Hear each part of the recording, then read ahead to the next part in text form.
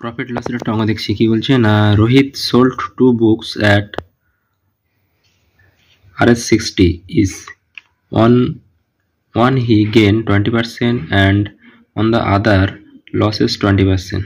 Then he made option দেওয়া আছে, তো দুটো বই 60 টাকা বিক্রি করেছে। প্রথমটায় কত করেছে না 20% লাভ করেছে, পরেরটা কি করেছে না 20% লস করেছে। ঠিক আছে, তাহলে মোটের উপরে তার লাভ হয়েছে না লস হয়েছে সেটা আমরা বার করার জন্য যেটা বিদ দিয়ে তার মানে সেটাকে আমরা লিখবো +20। ঠিক আছে, লস হয়েছে মানে আমরা লিখবো -20।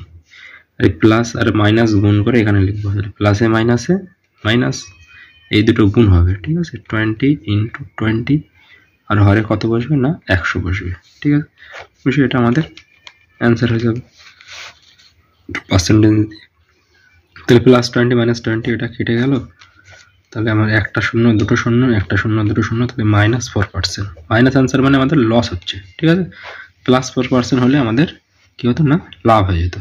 তাহলে আমাদের যে লস অফ 4% এটা আমাদের অ্যান্সার হয়ে যাবে। ঠিক আছে, যদি X% একটা কেউ কোনো একটা জিনিস বিক্রি করে লাভ করে এবং আরেকটা জিনিস যদি Y% লাভ করে, তাহলে মোটের উপরে তার কত লাভ বা ক্ষতি হবে সেটা অ্যান্সার হয়ে যাবে।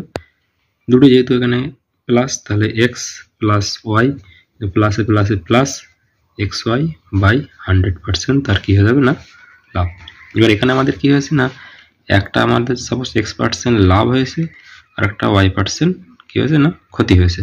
তাহলে মোটের উপরে কত লাভ বা ক্ষতি হবে সেটা অ্যান্সার হয়ে যাবে x - y প্লাসে মাইনাসে মাইনাস xy বাই 100, যেখানে x মানে কত না 20, y মানে কত না 20। ঠিক আছে, এখানে 60 আছে, এর কোনো রোল নেই। ঠিক আছে।